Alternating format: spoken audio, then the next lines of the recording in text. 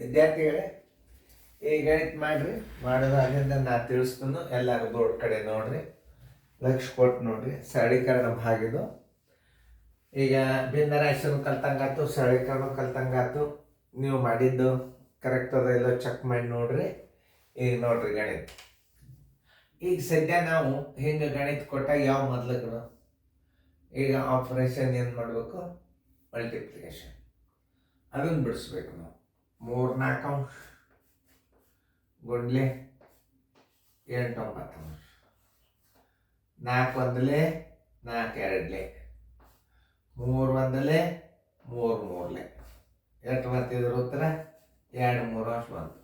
ಈ ಉತ್ತರವನ್ನು ಈ ಪ್ಲಸ್ ಮತ್ತು ಮೈನಸ್ ನಡುವಕ್ಕೆ ಇಡಬೇಕು. ಮತ್ತೆ ಹೊಳ್ಳಿ ಹಚ್ಕೋಬೇಕು. 2 3 ಅಂಶ 2 3 ಅಂಶ ಪ್ಲಸ್ 2 3 ಅಂಶ ಮೈನಸ್ 1 2 ಅಂಶ.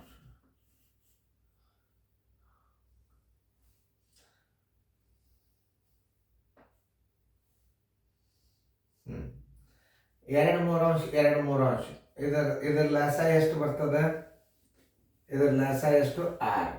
ಯಾಕಂದ್ರೆ 3 ಮಧ್ಯೆ 2 ಇಲ್ಲ, 2 ಮಧ್ಯೆ 3 ಇಲ್ಲ. ಇಲ್ಲಿ 2 ಅಂದ್ರೆ 1 3 ಹಿಡ್ಕೊಂಡು ಬಿಡ್ರಿ ಸಾಕು. 3 2 6, 3 2 6, 3 2 6, 2 3 6, 2 2 4 plus 2 2 4 plus minus 3, 4 4 8, 8 minus 3 divided by 6.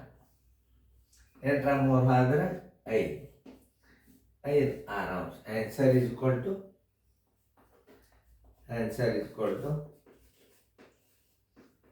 5 6 ಅಂಶ. ಈತಲ್ಲ ನೋಡ್ರಿ, ಚಂದಂಗೆ ಬಿಡಿಸ್ಕೊಳ್ರಿ.